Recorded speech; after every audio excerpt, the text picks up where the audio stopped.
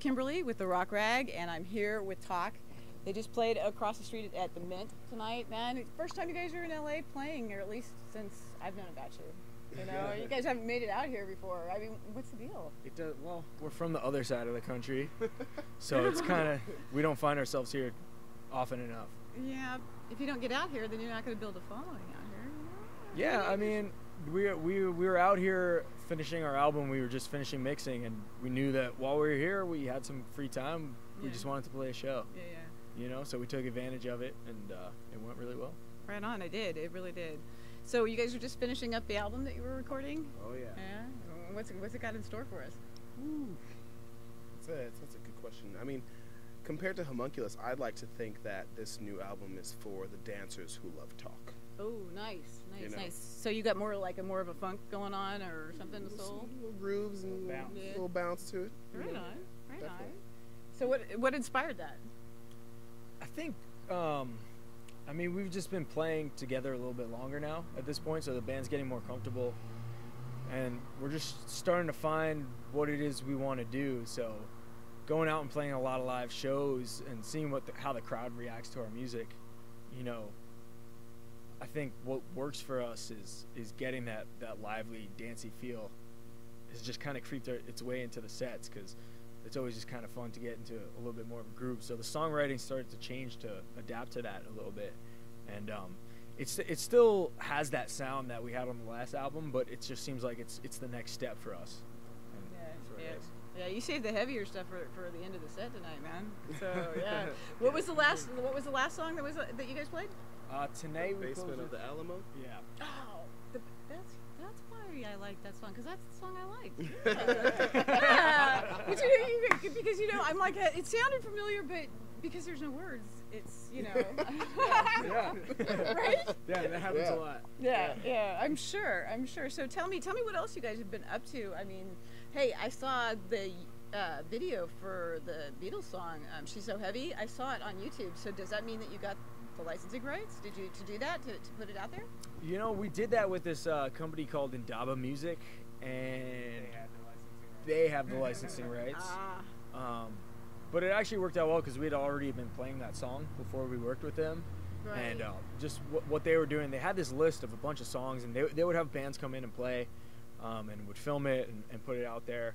And we saw that song was on the list, and we were like, well, that works perfectly. We already played that song. So we went in and filmed it, and I don't know, it just came out well. It was a good version of the song, and it was just a relaxing day when we filmed it, and the version turned out really good. Yeah, it did. I was listening to it on the way over here on YouTube. So you were on the Linen Bus too, because I mean, when I saw the video for the Linen Bus, I thought, okay, well maybe that's where they got the rights from. So how did that go? Because that's kind of a cool educational thing. Yeah, the Linen Bus. That was a while ago at this point. That was down at a hangout. Yeah, Gulf Shores, Alabama, 2012. Oh wow!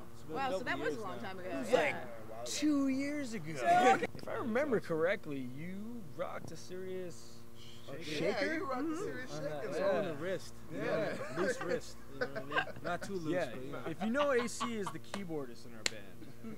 He also plays a mean shaker. Find the video of the Linen Bus. Okay, for the mean shaker. For the mean shaker. Hashtag. So you know what? I'm kind of interested in what kind of bass is that? Is that a work?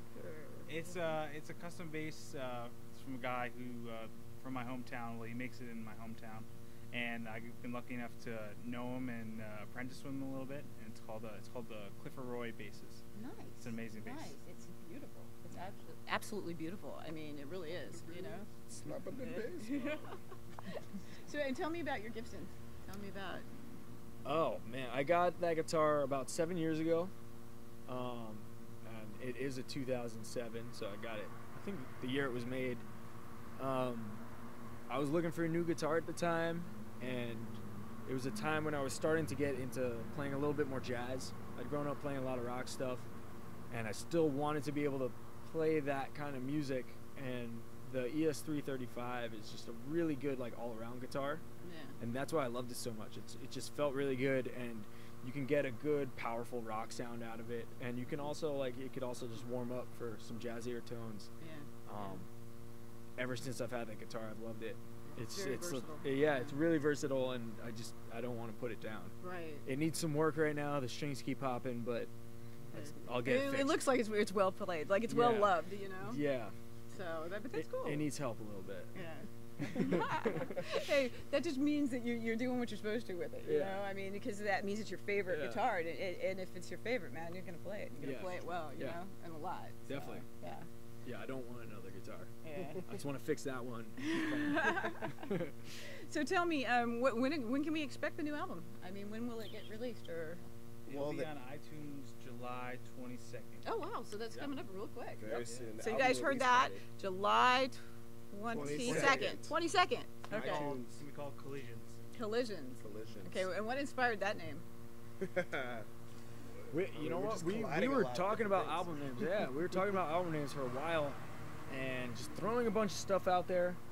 And the thing with this band is that all the music is instrumental, so you can call it anything you want. Right.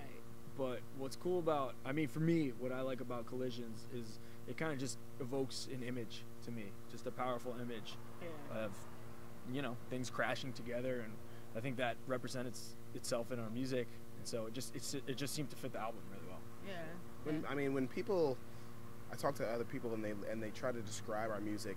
Even tonight, I was trying to describe our music to someone, and I mean, I usually have it down with instrumental rock fusion. They just weren't accepting that. Yeah. So well, this is LA. Okay? They don't were accept the same so terms what that do they you do out mean there. per se about rock fusion? Are you? So it's just colliding.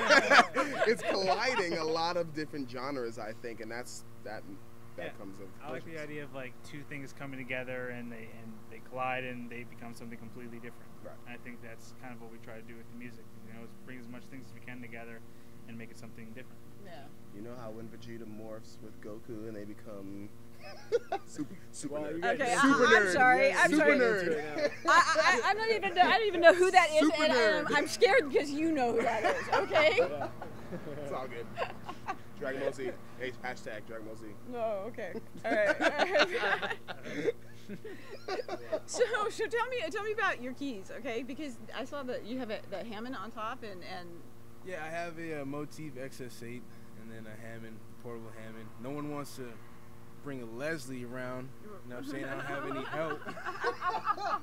You know what I I've mean? been telling you to bring it, But Leslie's going to happen pretty soon. And I also have a Nord Wave just for like my lead tones and stuff like that. So, yeah, I mean, what is it about those that I like the tones that the sound bank, you know, that is on those keyboards and what I can do. It allows me to, you know, obviously play the keys, but kind of have responsibility of texture.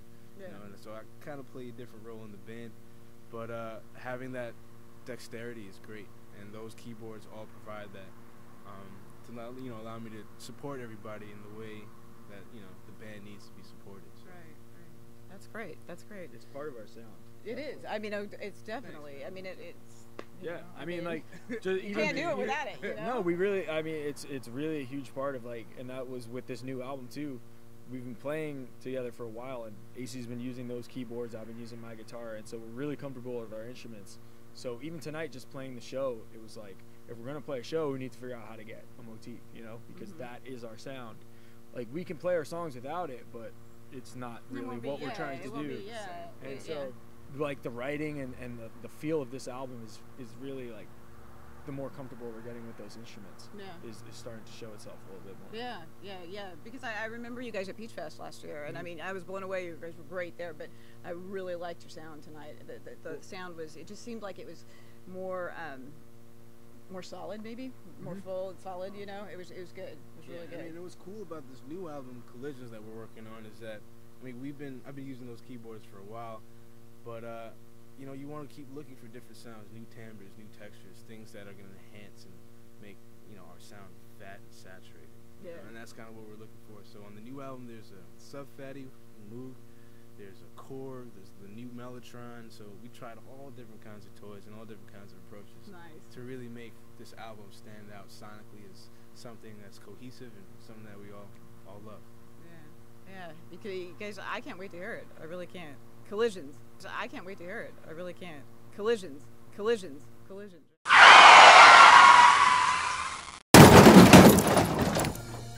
What, tell me anything else, man? Anything else exciting? Yeah. We're doing Fest, Floyd, Virginia. We're doing Mad Tea Party. Mad Tea Party. That's in, I believe, West Virginia. We're doing Camp Barefoot, Bigwood, Bear Creek. Project. Hudson Project in New York. That's really awesome. Yeah? What's the Hudson? Lineup's great. It's kind of what used to be, I guess, was the Disco Biscuits, you know, festivals. But they kind of took that whole approach and are doing it in Saugerties, New York, upstate. And the lineup's fantastic. Everyone from Kendrick Lamar to crazy artists. So we're really happy that, you know, it's kind of like a hometown festival being in New York, and we're a part of it. So yeah, just check our tour dates, check out our website, our Facebook, Twitter, TalkBand.com. For now, Talk Band, everything.